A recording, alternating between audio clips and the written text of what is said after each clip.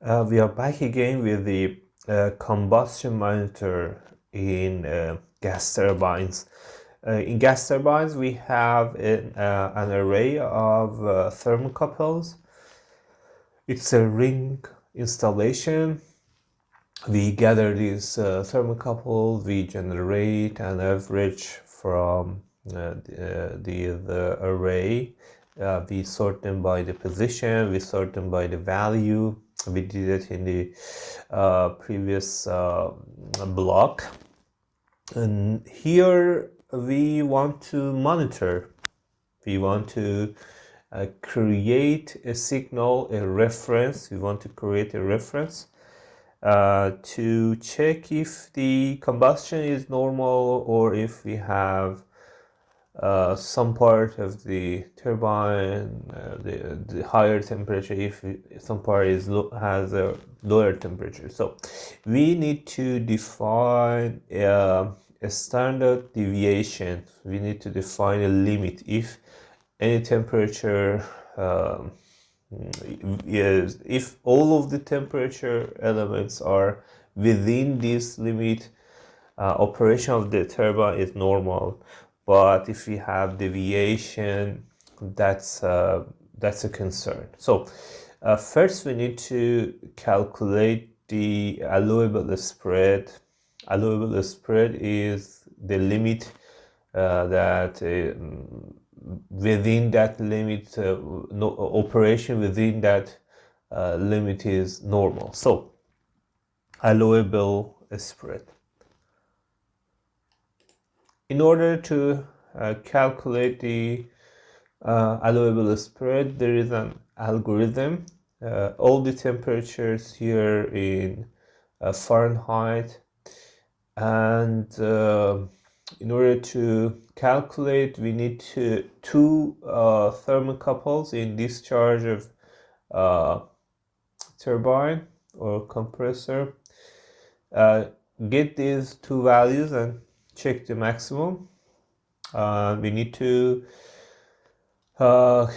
put this max value in a clamp. Clamp is the limiter with the min and max, and report if clamp happening. If the max value is more than 700 or if it's less than 300, we need to report that by using a binary signal. The next step is calculating this B variable. We need to add an offset. The offset will be added with the average multiplied by 0.12. The whole result is subtracted by a clamp discharge thermocouple multiplied by again 0.08. The whole value is written into B. B is clamped between 30 and 120, the min and max, and the result is somehow the allowable spread. But there is a important issue here. We need to add an offset of 150 to allowable spread during the startup, because during the startup we need to put more energies to system to move the system from standstill to a working condition. So there may be some irregularities. The system will tolerate 150 more deviation during the startup, and this deviation, this offset, will fade away after the time constant 100 or 200. 200 seconds will be around 3 minutes. After 3 minutes, the offset will fade away and the spread will be back to the calculated value of A. So A will be added with the offset. Offset will fade away, and eventually A will be the allowable spread. So that's the a calculation of allowable spread up to here, and we receive the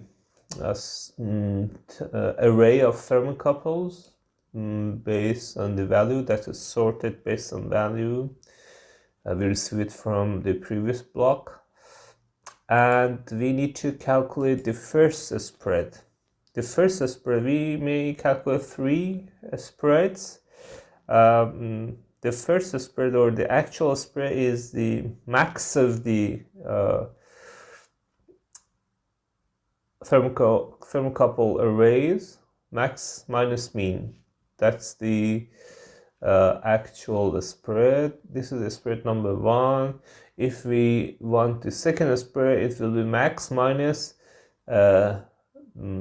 the second mean from down, from the means, the second mean, and third spread will be max minus the third minimum value.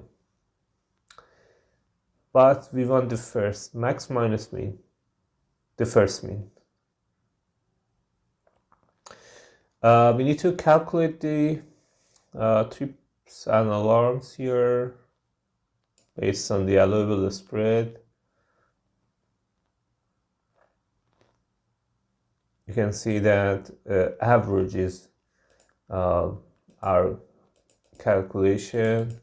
Base of our calculation is average here. Average is base of calculation. If average plus a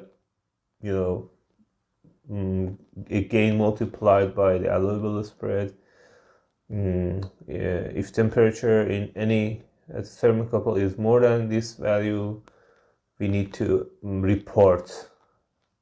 If any temperature more than this value, we need to report. For trip, it's somehow more serious. For alarm, it's only for information. Even this is the low alarm, and this is the low trip. This is the low trip. For generation alarms, 1 TC is sufficient to generate low or high alarms. 1 TC is sufficient for low or high alarms. For trips, 2 thermocouples are required for low or high trip. So 2 thermocouples. Timer on delay should be used for validity check and latch. We need to use latch in order to keep the trip signals. And when the condition is getting normal, it's possible to reset.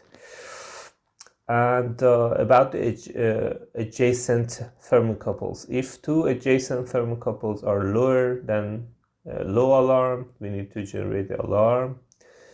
If 2 adjacent thermocouples are lower than low trip limits, latch and check validity of adjacent trips by timer on delay.